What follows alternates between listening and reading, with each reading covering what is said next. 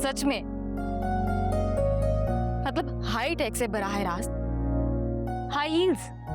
यहाँ मेरी जिंदगी बर्बाद हो रही है और तुम हंस रही हो। लाइक सीरियसली, तुम इतना परेशान क्यों हो रहे हो?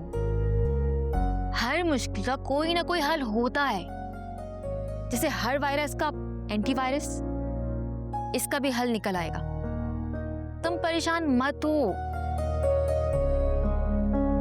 Trust me.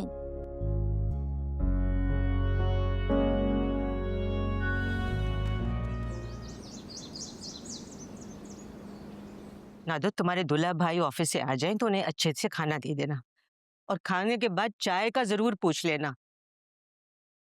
शाजिया की देखभाल की भी जिम्मेदारी तुम्हारी ही होगी। अम्मी मैं सब कुछ कर लूंगी, आप बेफिक्र होके जाए। ये ताजा मोती की खुशबू कहाँ से आ रही है? तुम तोड़ के लाई हो क्या? मोती की खुशबू? नहीं तो। हाँ, वो फरी सुबह स्कूल जाते हुए इत्र लगाती है ना, उसी की खुशबू होगी। अब मैं इतनी बच्ची भी नहीं हूँ जो मुझे इत्र में और ताजे मोती की खुशबू में फर्क ना पता हो। अच्छा, मुझे आने में थोड़ी देर हो जाएगी, तुम पीछे से फोन ना करने लग जाना। अम्मी, क्या बात है? दोनों तरफ की बातें सुन के फैसला कीजिएगा। किसी एक की बात सुनकर दूसरे के खिलाफ फैसला मत सुना दीजिएगा।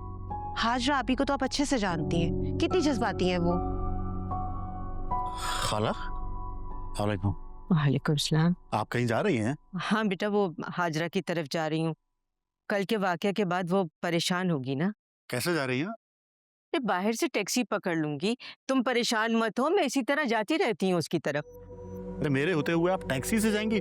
देखिए खाला, ये मेरा ज़मीर गवारा नहीं करेगा। चलिए मैं आपको छोड़ देता हूँ। अरे बेटा, तुम अभी ऑफिस से आए हो, थके हुए होगे, खाना खा के आराम करो। खाला, मैं कह रहा हूँ ना कि आप मेरे साथ चलें, और वैसे भी आपके साथ वहाँ कोई तो होना चाहिए।